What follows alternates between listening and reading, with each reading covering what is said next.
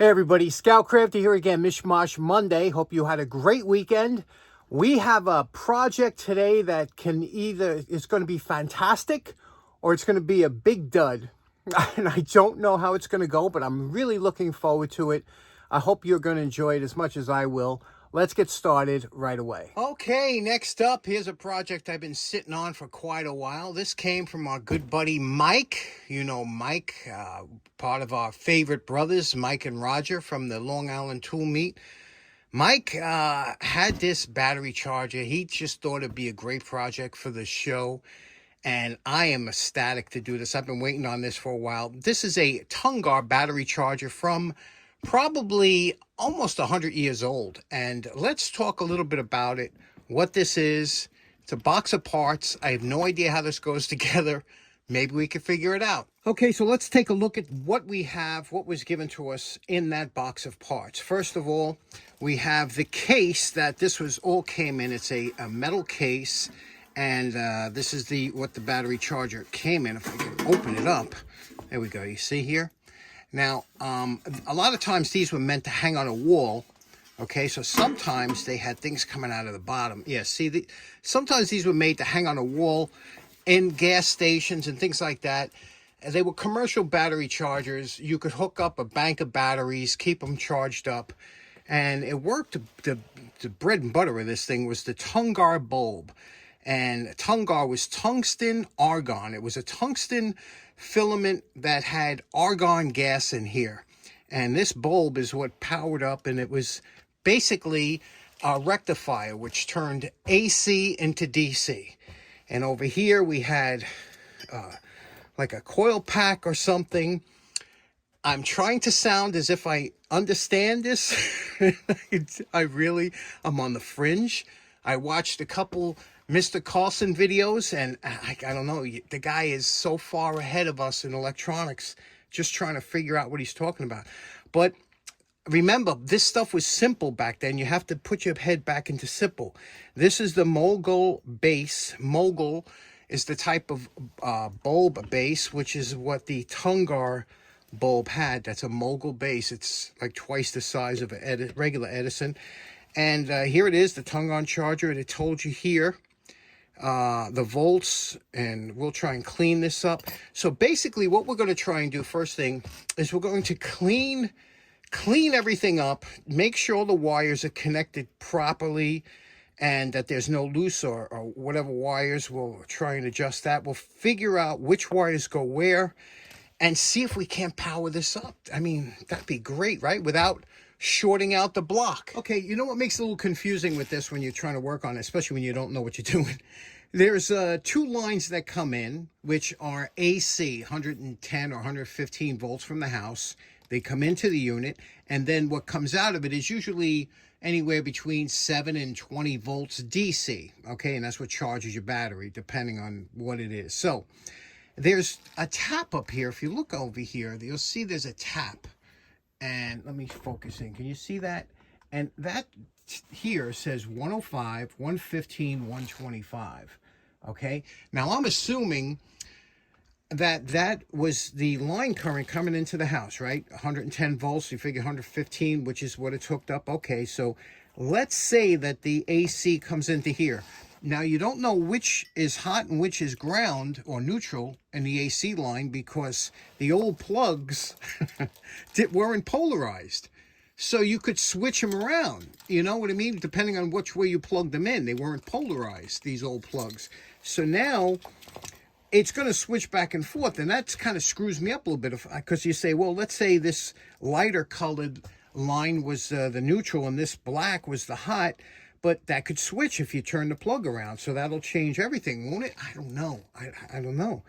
But let's clean it up, and then I'll try and do some more research. Maybe I could find something that just gives me a hint. Because if this is the AC coming in at 115, and this will be attached to these two battery clips, again, which is negative, which is positive, or does it change? I don't know. We're going to check it out. So let's start. First thing we're going to do is I'm going to take this box over to the slop sink and scrub it with Ajax and just clean up and get all that gunk out of it. Okay, now I washed this. Now this is a candidate for a respray without a doubt. A sanding and a coat of a green. But again, I'm not going to do anything until we know if it works or not. Now, I would like to get it somewhat of a sheen like here under the name tag. Now, this is, you always hear me talk about, look at that. You always hear me talk about polishing compound. Polishing compound is good for when the paint is cloudy or it's oxidized. This is rubbing compound. Now, rubbing compound is the next step up. It's a very abrasive polish. And I'll show you what this can do. You know, again, I'm just doing this to show you. I'm not going to do it, but you take a damp piece of cloth and we will polish a section and show you what you can get with rubbing compound. You hear me often talk about my dad. My dad was a finishing expert. He could take a finish like this and he could bring it back to a... But this one is really, really gone. But what we're doing here, you can see what we're doing. We're gonna bring up some paint color. You'll see that? That green, you're going to bring it up. But I'm just showing you this small section here that we're going to do.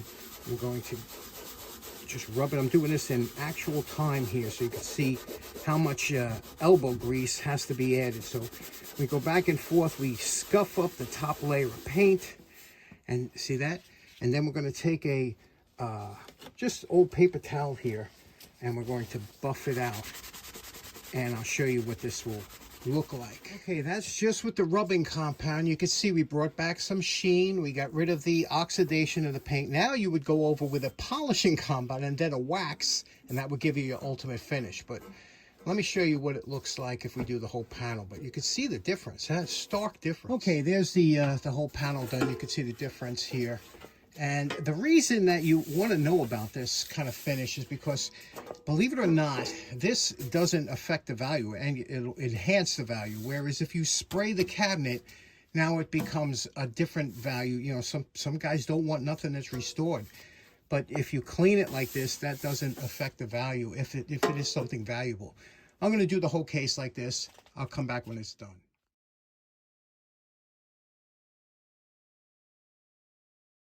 Okay, by no means is this restored, but you could see here it's not terrible, right? It's not something you'd say, oh my God, you know, look at that. So we brought back a little bit of the sheen to it. We got rid of the rust. Now there's a little dent in here we're going to bang out, but other than that, we're coming along. We got a dent here. I don't know if you could see that in the light. So I put over a block of wood. We're going to use a soft blow hammer and just undo that dent there if we can.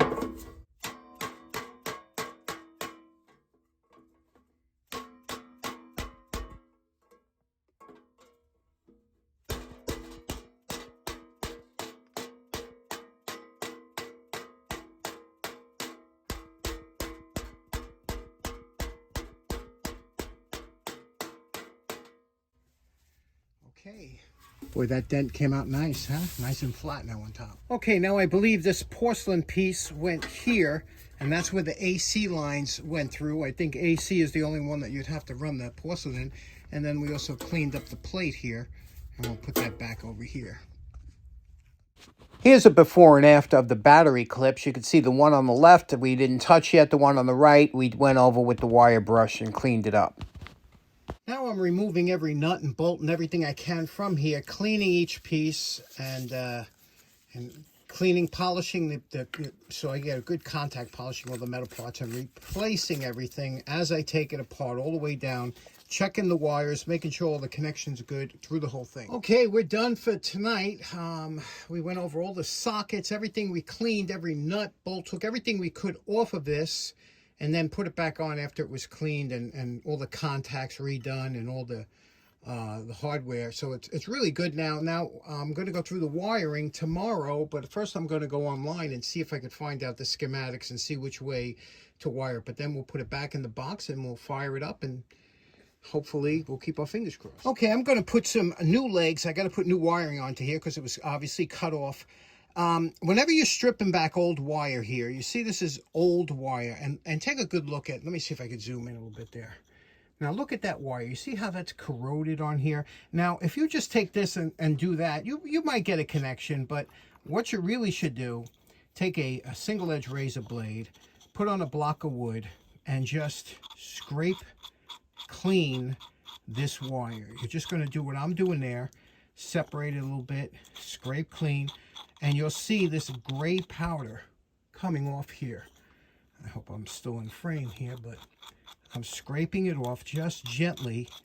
And what you're going to do is you want to expose the clean wire underneath. And you keep doing it until you get a nice clean copper wire, and then you splice that. That's what your wire should look like when you're ready to splice it to the other one. Okay, this is the heart of this battery charger, and that is the TUNGAR bulb, or tungsten argon bulb. And you can see here that filament is tungsten.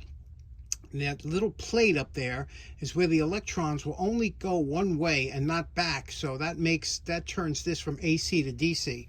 Now we're going to screw this in. What do you think? I used claw tape to make it look original. Oh man, if this works, this is going to be great. Okay, it is 3:07 a.m. I just finished, and I got to tell you, I'm as nervous as a long-tailed cat in a room full of rocking chairs. I don't know if this is going to work. I don't know what's going on, but I did do a nice job. I did do a nice job. I just don't know if I got the wiring right, because I can't get any schematics. I can't get anything on here. But I have this hooked up. What I did is I put a 3-prong plug on here. These only came 2. So I put a 3-prong. I grounded it. If you look under here, you can see I grounded it to the chassis. So that, should be a little bit of a safety. And I have currently going to a bulb here. This is a 12-volt bulb, but it'll act as a load if it does work. Cross your fingers. I'm going to plug it in live. Okay, we're going to try this live now. I have John Fix's Voltec ground fault circuit interrupter. I'm going to plug it in and see what happens. If that light goes on, it means something's working. Here we go. And there we go. Outstanding. Look, we could see the TUNGAR bulb lit up. You could hear the hum. You could see that we have the 12-volt bulb is taking the load of the charger. Fantastic. I cannot believe that we were lucky enough to get everything right on this one. How great is that? Looks good. Now let's do some checks. Okay, let me tell you what's going on. Every other day, wouldn't you know it, this whole month, I get like 112 volts I've been getting into my house. Today, of all days, I got 120 volts. Now, I don't want to stress this out. You see, it says 115, so I put my variac to bring it down to 115 volts.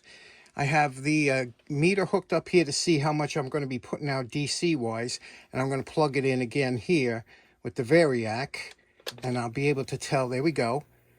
Okay, it's working. Let's see how much it's drawing. It's drawing 73 watts, okay, 73 watts, and it's putting out 10.35 volts. You see that? DC, 10.35, and so that's what we're doing here.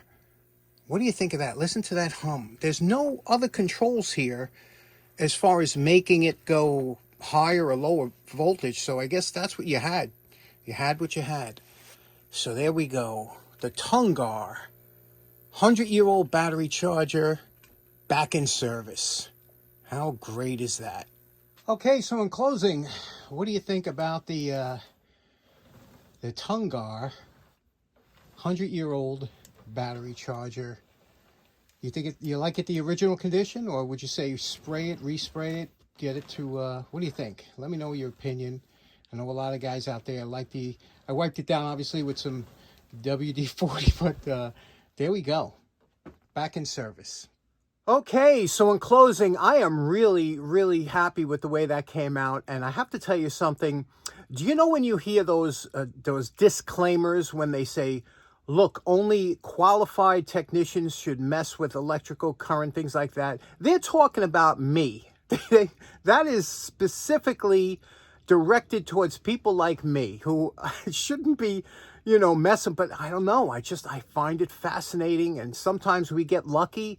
But you always try and be as safe as you can, by using a ground fault interrupter or something like that, and making sure you're not grounded and all kinds of things. But I have to tell you, I really enjoyed today's project. Thanks so much to Mike for sending that over to the show. I think some of you might have found that interesting. The tools from the 20s are my favorite. anything from the 20s, I just love. They were seemed that they were made to last forever, don't you think? I hope you have a great day. We will see you again on Wednesday. Take care now. Bye-bye.